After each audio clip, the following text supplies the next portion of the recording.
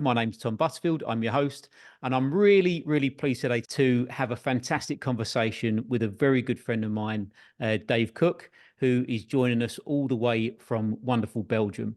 Dave has been someone that I've looked up to over the years because of his pursuit of excellence and his ability to look outside of the box and maybe ask questions and find solutions that others aren't willing to look for.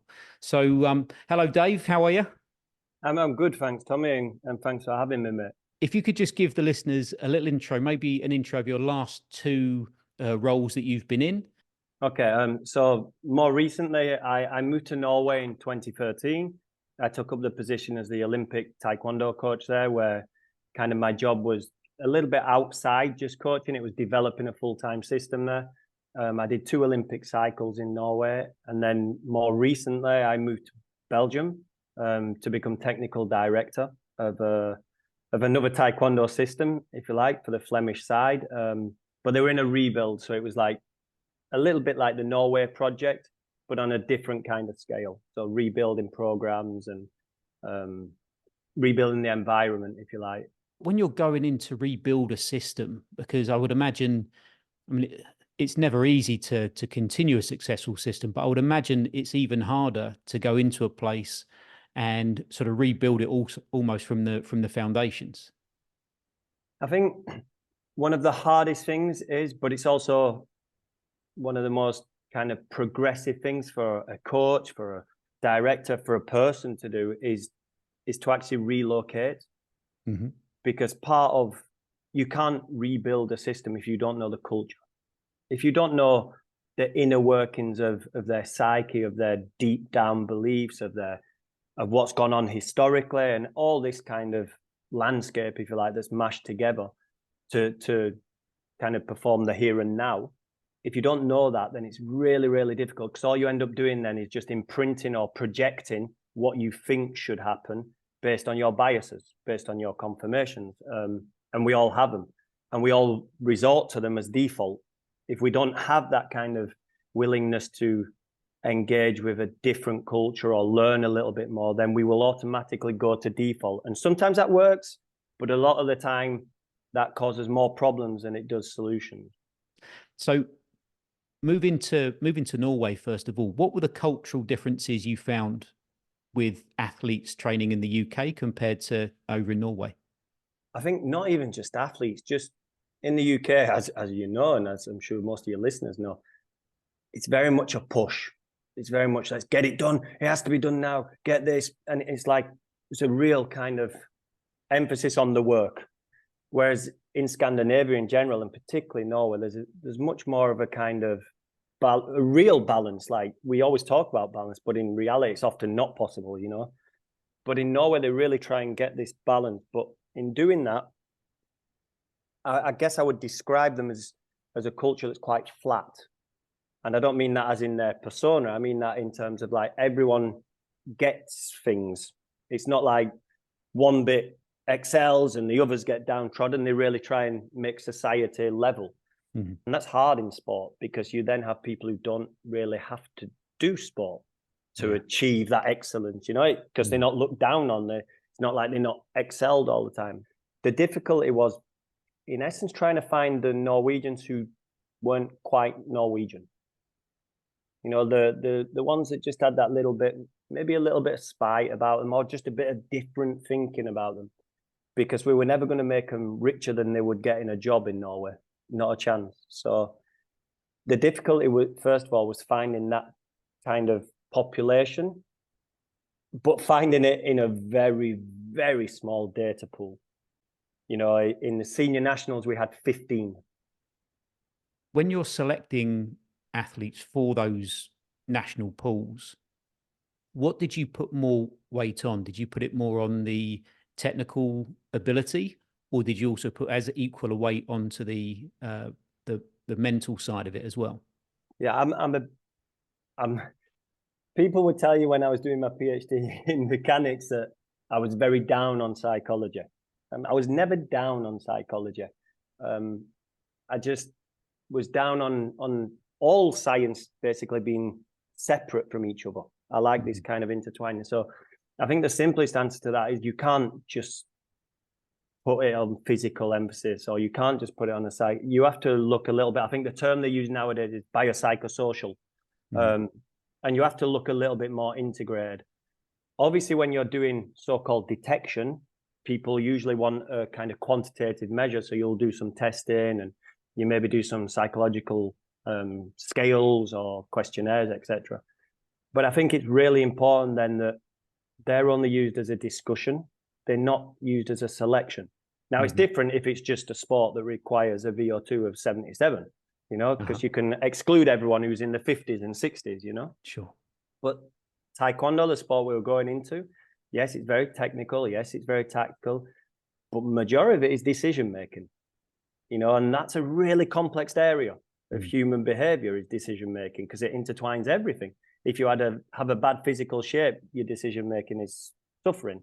If you have a great physical shape, your decision-making suffers, and people think it may suffer that you become positive, but you can also become quite negative when you become over-consumed by your physicality, etc. So I tried to balance it up.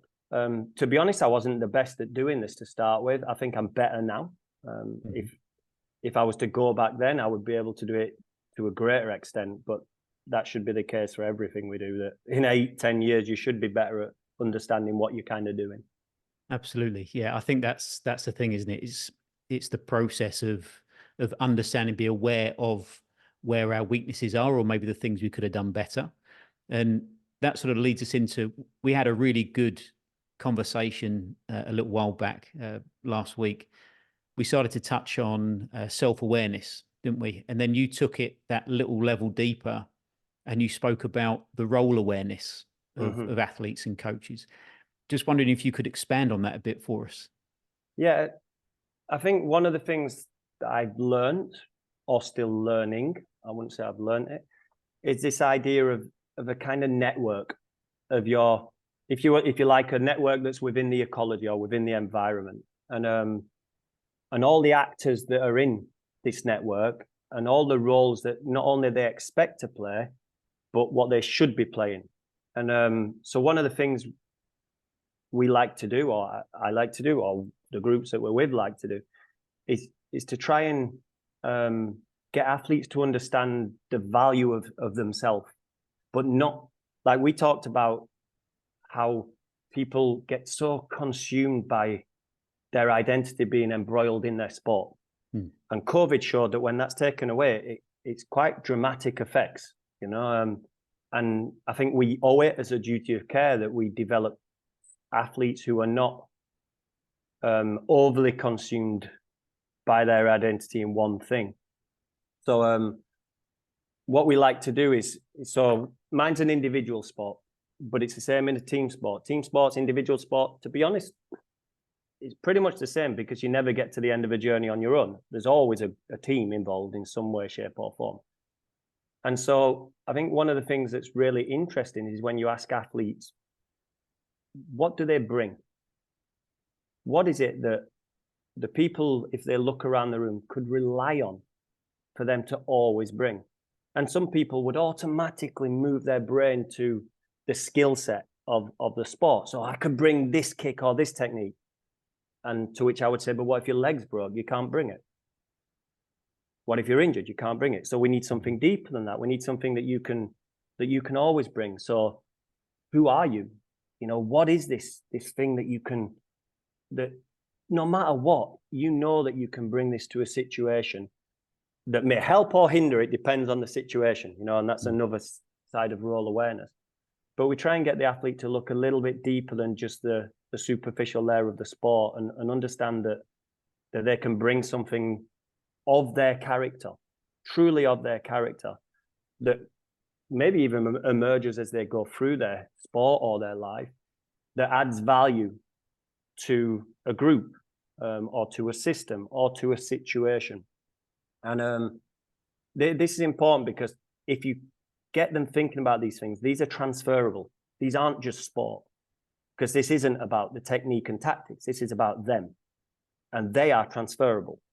You know, in whatever realm they decide to go into, they are transferable. And again, I think it's our duty of care, no matter if it's top sport, or recreational sport, it doesn't matter. It's our duty of care to try and develop the individual on whatever level that is.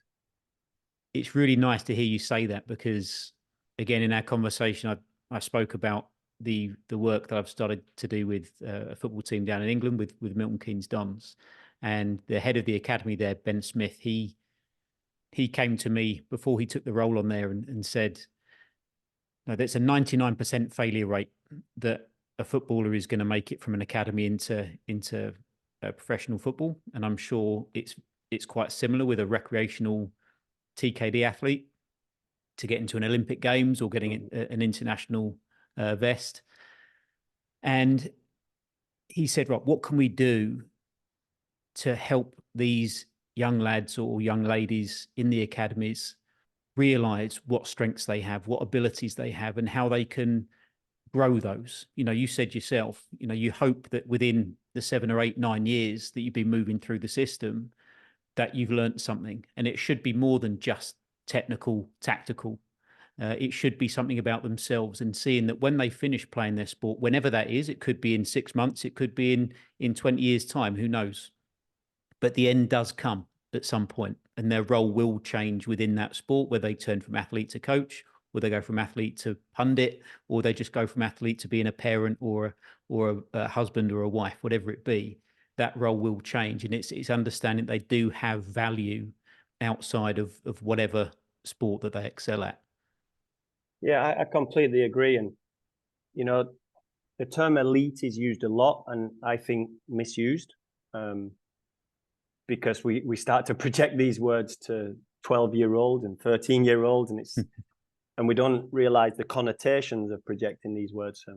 But if we do use the term elite as being like the highest level of sports, or the highest senior level, in essence, it is only a small amount that truly make it. Even in football, we look at football and we say, oh, there's millions playing football. But in terms of how many actually practice football, it's a small amount who make it. Sure. You know, and in Taekwondo, it's a really small amount who make it to the Olympics. And that's like the ultimate, if you like, that people aspire to. So we have to give value to the process much more. They have to get something out of it. Now, it doesn't mean we're selling out and we're not trying to produce top athletes. It just means that we're actually trying to practice what we preach. We talk a lot about athletes being in the process and, you know, and trusting the process, which are these kind of utopian terms that we throw around. And absolutely, it's like a magic pill. Say the words and then they'll be okay. But we need to practice this a little bit ourselves and really start to think about, what is this process that we're talking about on its micro level, on its macro level, and whatever kind of area you're dealing it with. What is this process, and how do we actually give value to the development health needs of an athlete? You know, and that's crucial if we're going to end up with sustainable sport. Even, you know, nowadays we're getting so many stories of safeguarding issues and all these kind of things that come out. People making extreme weights, people playing through injury, or people popping pills to get over injury, and we wonder why that is. And I think sometimes we need to just take a step back and start thinking, but what is this process we're talking about? You know, what does it actually look like? Yeah. When you hear of athletes playing under pressure of injury, where would you stand with it? Obviously, every situation would be different, but what's your view on that of competitors competing with injuries, or with maybe mental health, yellow flags, or things like that? I think the term they use again in sport a lot is it depends. You know, and I think what that actually means is it's a bit complicated. Absolutely. You know, situations are complicated. Now, am I saying that we're trying to get athletes to not be resilient? No, I'm not. We want to develop resilient athletes. But then again, what do we mean by resilience? There's some really good research being done on it at the minute, actually. So my standpoint is, first of all, we need to understand the direct and indirect influences on this athlete. That's the first thing we need to do, because that often leads to how they start to see success. They have their own vision of success, and the connection A has a vision of success, and connection B has a vision of success, and all the way out there, connection Z has a vision of success. And all of these connections have a ripple effect. No matter how small they have a ripple effect. So I think it, as a kind of in a director role, for example, or in a coach's role, you need to start to understand this first of all. What are the ripple effects that come through with this, that create this vision of success? And what does success look like? You know, at this point in time, what is success for us? And that can then move you towards a perspective of, to what extent do we, I will use a term, but it's the wrong term. Do we risk? To what extent do we risk at this point? And that's a lot to do with what success looks like at that point, and what success looks like in the future and the next stage. And this is all integrated by different levels, different ages, different brackets, different influences in that. But I think one of the biggest things we can do is say, I actually do a little round table here that's called, what does success look like? What does it look like? And sometimes I have parents in it, sometimes coaches in it. And it's different. It's so different. And yet they're in the same environment, you know? And so we need to try and get the environment, especially the direct influence environment, to align a little bit more. And then you can make a real objective perspective of, okay, now we do need to risk a little bit, you know, but this wouldn't be at a young age. This would be more in a mature status, and when someone can make rational decisions as well. My issue with a lot of sport is that we not even specialize too early, we professionalize too early. A conversation I had with my son recently was around goal setting, and you mentioned about what was success like. Quite often, people don't actually sit down and think about that, do they? They'll maybe think, right, success for me is a gold medal at the Olympics, and that's it. And my point to my son was, that's okay to have that goal. It's an achievement goal. However, there are so many things within that goal that are no longer in your control, that you could be the best possible you could possibly be, yet you could come away from that feeling as if you failed. So we do a thing with the coach I have here, Coach Ali is a very good coach, really open to learn and advancing. We do a target process. And we do that as a team as well. We do individual target process, and then we have, where are we as a team? You know, where actually are we? Where do we want to go? And there's a few ways we do it. Sometimes we'll do like draw a few lines on a page. At the top of it, tell me what your goal is. Now, tell me where you are relative to that goal, and describe them phases in between it. You know, so we do this kind of ambiguous way, or we'll do a more kind of the logical kind of way, where we'll say, right, what's the target for this period? Because we're very much about trying to get them to be where their feet are. You know, because it's that old thing of, if one eye is there and one eye is there, then we're half blind. You know, it's so we really try and get them to be where their feet are. And so in this situation that you're in now, what is your primary target? And let's say to get selected for the European Championships.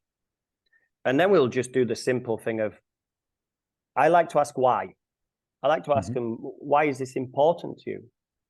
You know, why does it mean something to you? So that's more of a discussion thing than anything. I like to use all these things, particularly to have discussions, to build the relationship and to learn more about the individual, you know. And after the why, you then go to the next logical thing. Okay, so how? How do we achieve it? And then they may come up with something, beat higher ranked players, win some medals, and then you say again, so how? And how? And how? Until you get it all the way down to where your feet are, which is where you are now. Okay, in training, I need to be this mentality, focus on these. Technically, tactically, I need to have these process goals, When I do training, I evaluate it based on these processes here, these tack, bang, bang, bang. I communicate that with my coach. We come to an agreement. And then I ask them to fold the paper over so they only see the bottom bit of the page and never look at the top bit until 3 months or so, 4 months, as long as time that we decide on. because they've already made a commitment with the coach in agreement that these will get them there. And so now they can be happy being where their feet are. Now, the real challenge comes, though, when you go to a competition environment, because now we have different stresses, we have different expectations from people, so on and so forth. So now the real skill of the support system is to keep them embedded in these process goals when everyone else is trying to pull them away from them. And even their own mind is trying to pull them away from them. And that, I think, is where the relational aspect of coaching or the relational aspect of system support is critical. Do you think in that respect, so you could be happy with an athlete to go to a competition and maybe get a poor result, but be happy with what they were doing on the mat to try and further the process that they've set themselves? Would that be fair to say? Yeah, and like I said earlier, I think at some point it's just going to say, get on the mat and win. At some point, you know, we're now at that stage. We're at perform on demand stage. We are elite. We should be winning a bit. Yeah. Okay. Now, hopefully by that point, you've got them to the stage that, yes, I know I'm going to win this medal now, but I know how I do it. I stick to these process goals. To get to that, you have to give value to the process goals, which means you have to stop your own ego going, for crying out loud, we lost, blah, blah, blah. Apologies for the sound that just came on. And you have to really commit to that. Win or lose at certain levels of competition, the first thing that they hear you evaluating with them are these process goals, not the result, because now they start to get some value.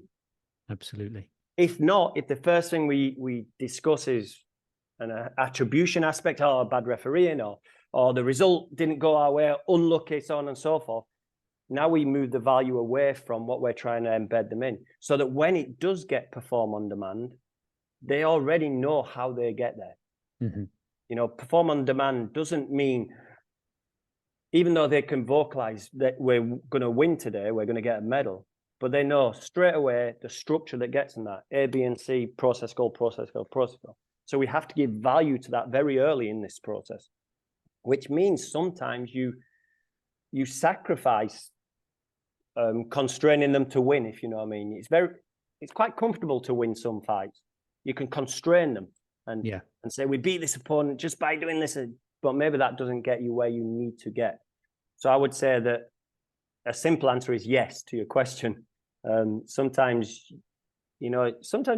what you've got to try and do a little bit is, especially in the early stages of development, is you have to take away from them the fact that, they can't influence certain things. They have to understand what they can influence. We always talk about control the controllables. I like to say control controllables, and it will influence the things you cannot influence, because it will have a ripple effect. And as long as we can keep them understanding what the controllables are, again, in sport, we use these real terms all the time, but we never actually peel the onion skin back and go deep. Or maybe we do. Maybe I'm doing injustice. Maybe just certain times I haven't seen this happening. And we peel the onion skin back and actually get to the center of what is a process, what is a target, what is a goal, all this kind of thing. I think we just need to go a little bit deeper sometimes. Absolutely. Yeah. It's interesting to hear about the process. I'm a huge fan of that. I think every achievement goal, you have to have those habit process goals and processes underneath in order to reach them. And I love that idea of just folding the page over, because I think that completely focuses the athlete and the coach and everyone knowing exactly what's expected of them, what they're going to be held accountable for, what they're going to be responsible for over the next 3-month period, and what's going to ultimately get them to where they want to get to. And they know how it's going to happen. They know why it's going to happen. And they can just have that little reminder. And it's almost like a ship that's sailing. If it goes 1 degree off course for an indefinite amount of time, they're a huge distance away from their actual port, aren't they? If you can have those athletes just every day, just being just a little tap, little reminder, just to reset the course, just get them back on. it just makes a much more efficient process, doesn't it? Yeah.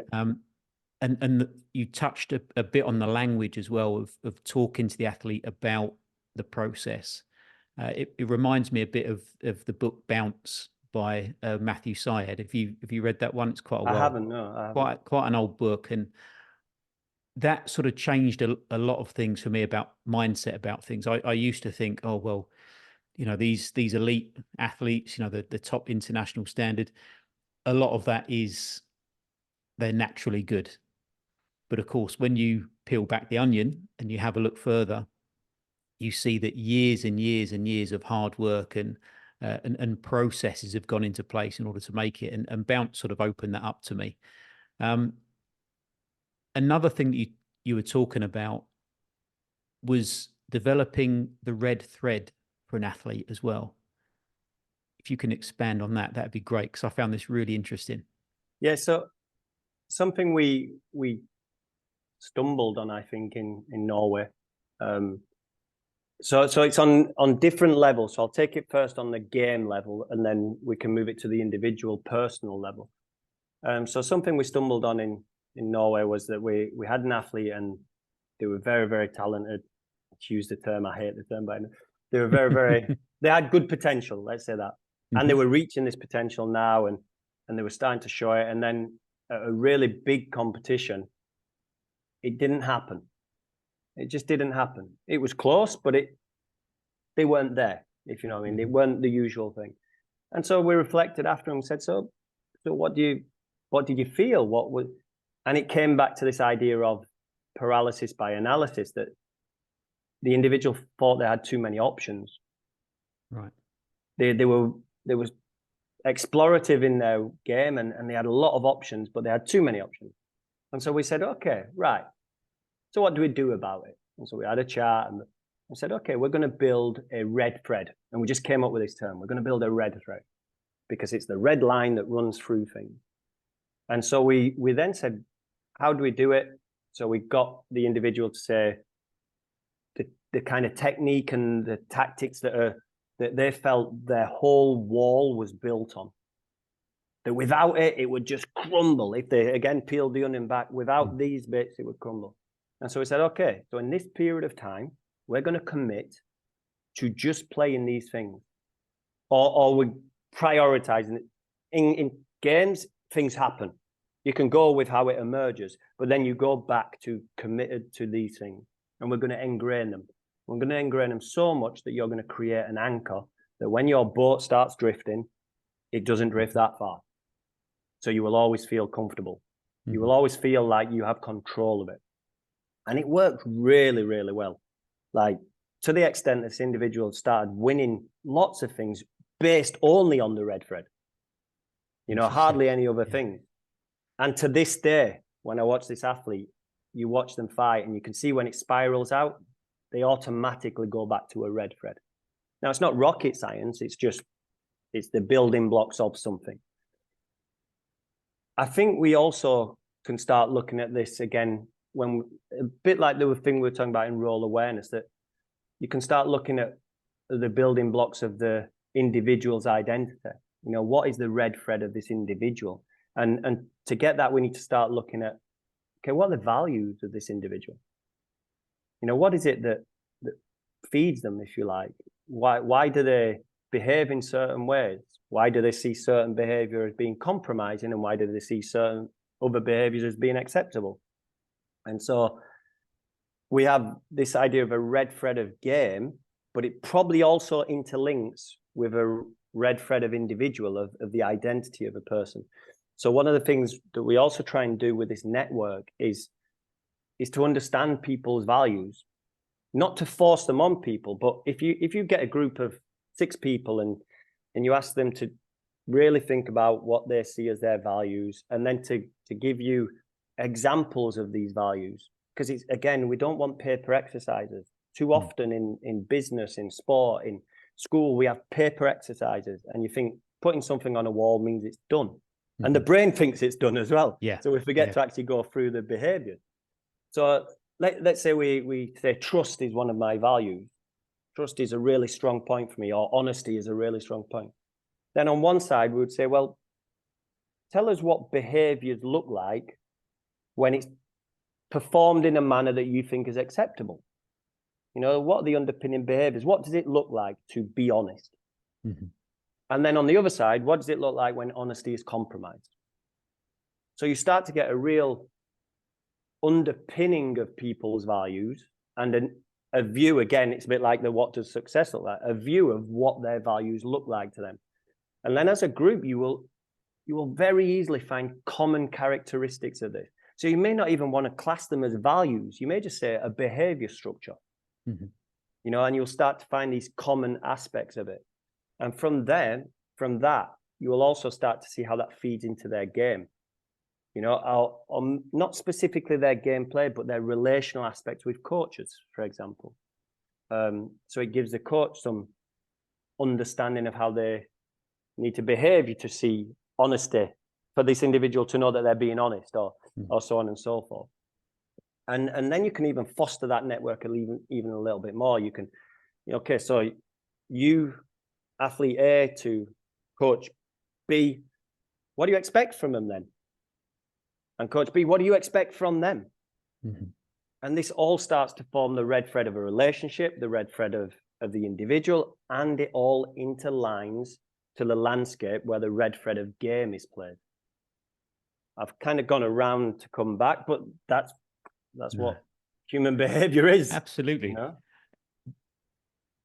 Going on from that, you talked about what the coaches expect from the athletes and the athletes expect from the coaches. You've also mentioned that there's been a huge change in that over the last few years since COVID lockdowns. And also you're very aware that the athletes that you're coaching are not of the same generation as their coaches, sometimes even 2 generations different.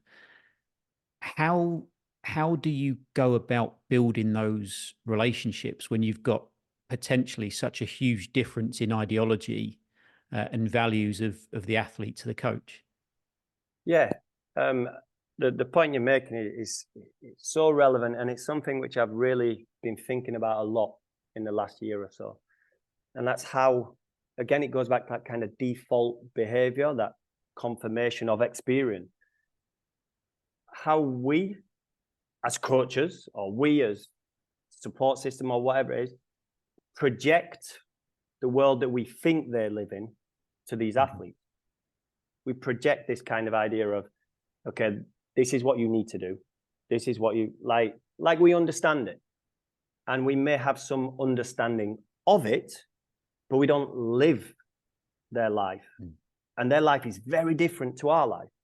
As you know, Tom, like if I fought before in a competition, hardly anyone had a video camera. Yeah, you know, absolutely. The closest we got to mobile was a cup on a string, and you shout really loud, you know? It's that kind of thing. So you could have a real bad day at the office, and then no one knows about it really, unless you tell them.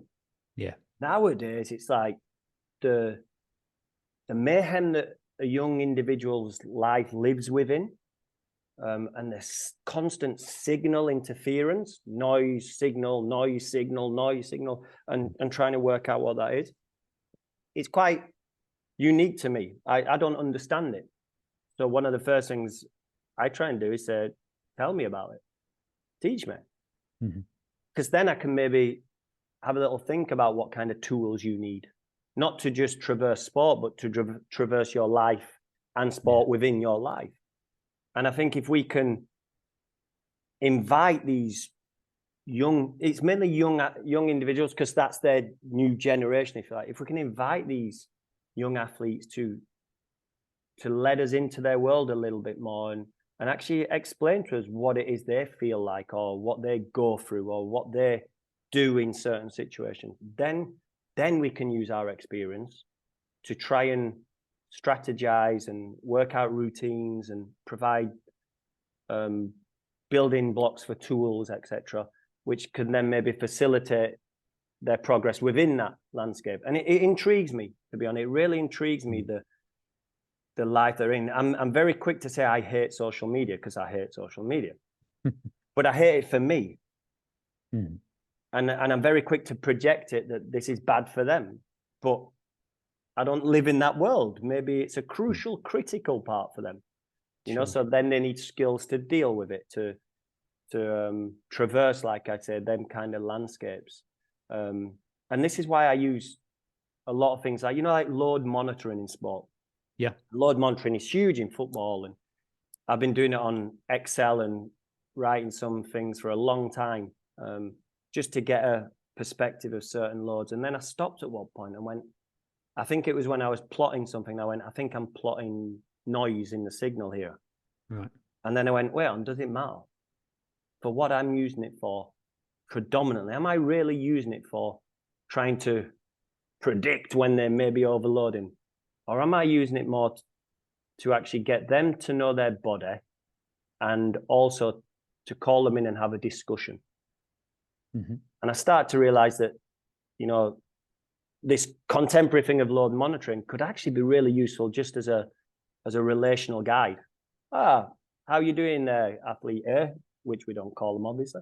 Come on in a little bit. I just want to talk a little bit about your load. And so, okay, you know, on your wellness reports, a little bit of a negative mood. So talk to me a little bit about your life. And then they can actually let me know what life is like for them. And then I can stop and have a think and move things forward. It comes down to the simple fact of basically revealing that we're a little bit vulnerable and we don't know everything. And because we don't know everything, we're going to project that we know everything because we're in this area of power and we're well looked up to and all this. Instead of going, wait on, we could really add value if we got their knowledge. Yeah, I think that's really interesting is the vulnerability side of it, because from the coach's side of it, I'm sure it's like you say, they're in that position of authority. They're in that position of trust to get the athlete to where they want to get to the goal. So they almost need to put that armor on and pretend or act out that they know everything. And then, of course, the athlete has got the same issue because they're supposed to be the best. They're supposed to be the one who's the guiding light, going to win the medals or reach the goals.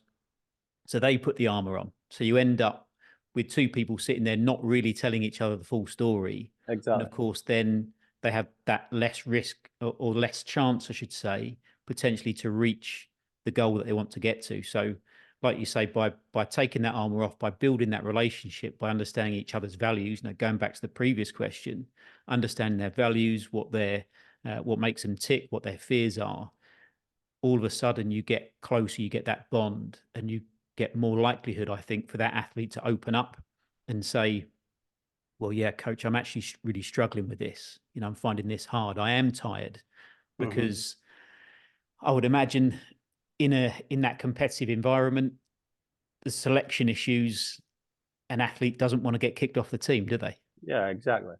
It's like you say to an athlete, okay, we need you to be honest. Come on. Unless they truly are interconnected in this value-based way, like trust, honesty, etc., and until they actually know what it looks like for you and what it looks like for them, then they will be honest to a point. Yeah. They'll need to know they're not going to get penalized by their truth. Yeah. But, you know, as a coach, like I'm not a coach so much now, but as a coach, one of the most powerful things I think I ever did was actually say, I apologize, I'm going to get it wrong. Sometimes I'm going to get it wrong. I will try and identify that and hold my hands up to it. I will accept that, but just know that I'm going to get it wrong. The way I put it was, I think we had 6 athletes and I said, look, I have a hat for each athlete, but I'm going to put the wrong hat on sometimes. And I think just even saying this to the athletes, their shoulders were like, oof, okay, we're in this together kind of thing. This person's admitted that he's also can mess up, you know? Yeah. And that really brought down a few barriers, I think. Yeah, I think that's a really, really good point. It sort of breaks the tension. It breaks the need for perfection, doesn't it? Which, of course, is unattainable. You know, athletes are going to make mistakes, coaches will make mistakes, referees make mistakes. No one wants to make mistakes, but that's just the way it goes, isn't it? Yeah, definitely. What I would say though, Tommy, as well, is like, you know, people think. So you know me from time back, and I was probably a little bit more of a brash northern boy then, a little bit what people would say, oh, don't get on the wrong side or this or that. And people think that we've gone soft in sport a little bit because we embrace a little bit more about the mental side, a little bit about the safeguarding side, the fragility of things. But I don't see it as we've gone soft. I see it as we've just got more knowledge. Yeah. You know, and you can do all this and still help develop a resilient, tough as shit person, you know? You can still do that. It doesn't mean that you're going to develop someone who's fragile. It's actually the opposite, really the opposite. And I'm a big believer in this, that, you know, our understanding is better. So we shouldn't just be doing what we used to do. We shouldn't just have the same kind of approaches as we used to have. If I have the same approach now as I had in 2010, then I'm an absolute idiot, in simple terms. It's interesting because I've had a few discussions with people about resilience, not necessarily around sport, but around education and with some elements of children with neurodiversity and children being taken out of school, and people saying, well, they can't just be taken out of situations they find hard. They've got to learn resilience. But for me, the most important lesson to learn first is self-awareness and understanding what situations are going to benefit me and which ones are not, and how can I reach the goal but without breaking myself in the process. You know, we need to find a different way, because the way that you will excel and reach the goal will be different to me, will be different to a child with neurodiversity or an adult with learning difficulties or anything like that. It doesn't mean we can't reach the goal. It just means that we don't have to force everyone through the same tube in order to get there, because we will break people. We will fail because we fail as adults or as coaches to identify the fact that people are different and they need to be treated differently in order to get the best out of them. Have you ever had situations like that as a coach where you've said, you know, we're going to really need to go a completely different angle in order to get the best out of this person? Yeah. I'm a Burnley fan, and I stole something from Sean Dyche. Is he Sean Dyche? I used to call him Sean Dyke. You know? Sean Dyche, I think it is. Yeah, but yeah, Sean Dyche. Sorry, Sean, but anyway, he was a proper hero. I'm sure to he's boys, listening. But, yeah. And I stole something from an interview he had, because it really summed up everything that I believed a system of coaching should have. And it was the term frameworks of flexibility. And I think that underpins my perspective on this, that we have a framework. We have principles within that framework, but it's flexible enough that we don't have to squeeze someone into it. It can actually mold around them a little bit, so we can bring the individuality of the person in. And so in that respect, you think about how people grow and develop, and this term resilience, and they need to not avoid these hard areas, but you also need to give levels of stress at the right time. You know, and it needs to be done in, I think the term is homotopic approach, where you drip it. Okay. You know, you slowly drip it in different situations so it's just on the edge of kind of failure, so they still can reach deep practice, sometimes people call it as well. So that, you know, that's what really pushes the boundaries. So yes, they shouldn't avoid this situation, but well, maybe that situation's too much at that moment. Yeah. Maybe we can break that situation down and drip it in. So often the thing that you find in the sport that I'm involved in is the different requirements of that in the different genders and in the different categories. Like I've been discussing this recently, and heavyweight is a real injurious category, particularly female heavyweight. It's a real injurious category in Taekwondo. Even if you think that you cover everything, it just is. And so often you have to take a little bit of a different approach with them, that it may not be that you train 5 times in the week of TKD, and you do 2 resistance and you do 1 functional, and it may be that you do 2 days on, 1 day off completely. Yeah. You know, and I think this, again, it sounds like we're just trying to push an agenda, but it goes back to the relational understanding, and it also goes back to the group understanding. If there is a collective responsibility for this whole group to push forward, then each person understands each other's roles, like we talked about, but everyone also understands that these roles are different, so everyone is individual. And because of that, they're more accepting to the fact that maybe one person in this group does something a little bit differently. Now, you can play on the edge of this sometimes, and it can go the wrong way, because it can be that you're just favoriting someone, and then they end up looking like a prima donna, and they basically direct the group. That's not what I'm saying.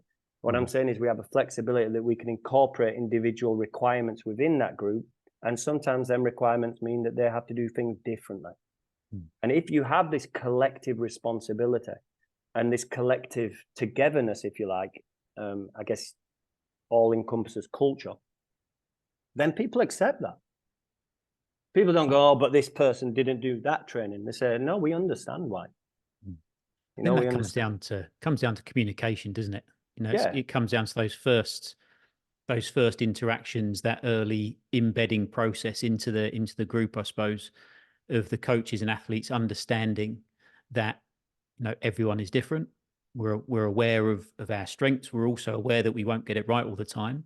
And we're aware that it's always an experiment. You know, we're always experimenting. We're always testing. We're always seeing what works.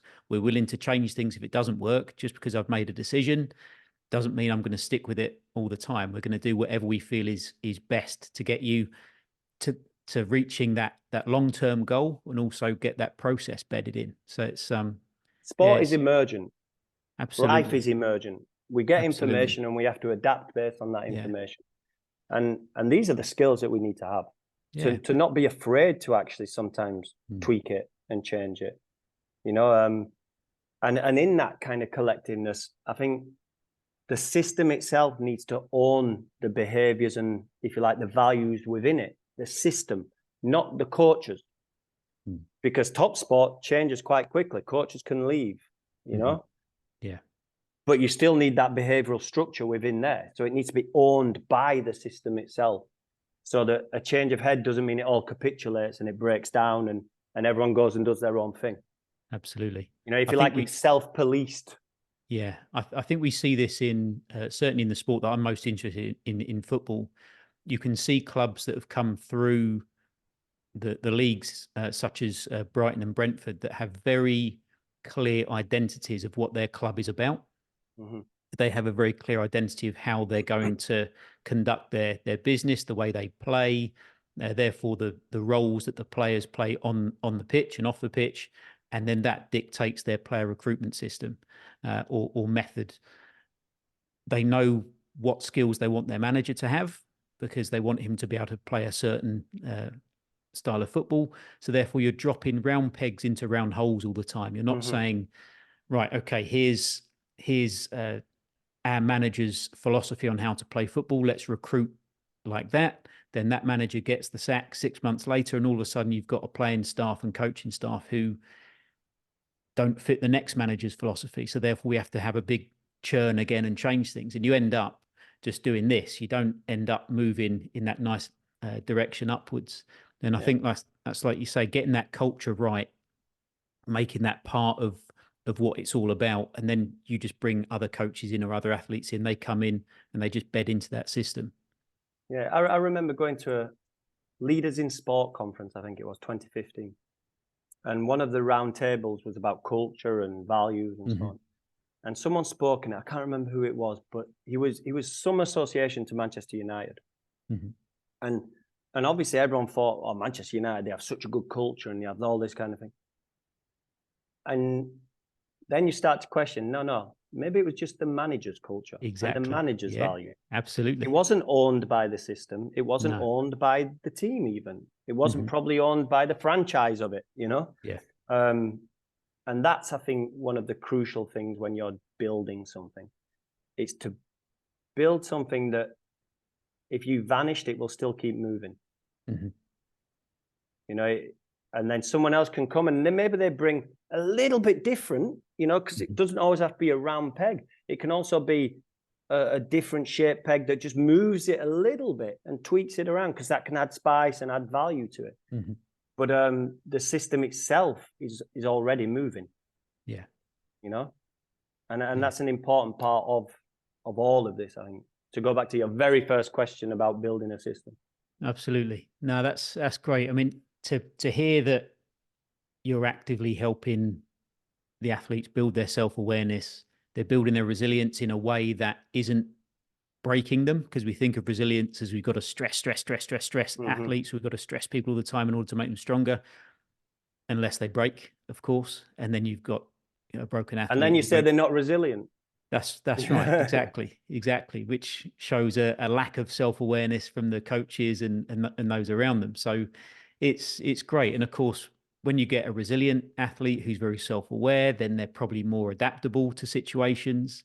That's going to build their self-confidence. They'll be a bit more self-reliant on themselves as well. So you just get that more optimistic outlook for the coach and the athlete, don't you? That you're going to achieve that goal. And then, of course, those skills that they've learned in the athletic side of things, as you alluded to, are perfectly transferable into any other role in life that they possibly choose to go ahead with. So it's I think it is our responsibility as people leading young people or athletes in sport to commit to helping them not only within that sport but also in their future when they come out of the sport as well.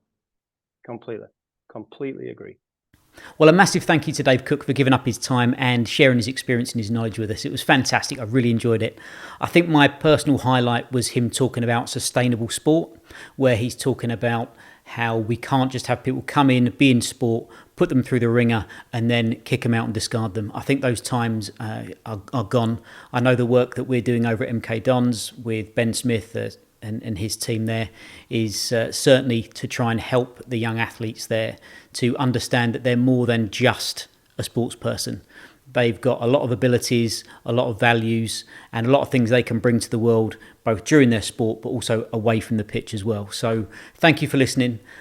Do go to the YouTube channel and subscribe, and perhaps leave a comment or two if you've got any questions you'd like to ask Dave for the future.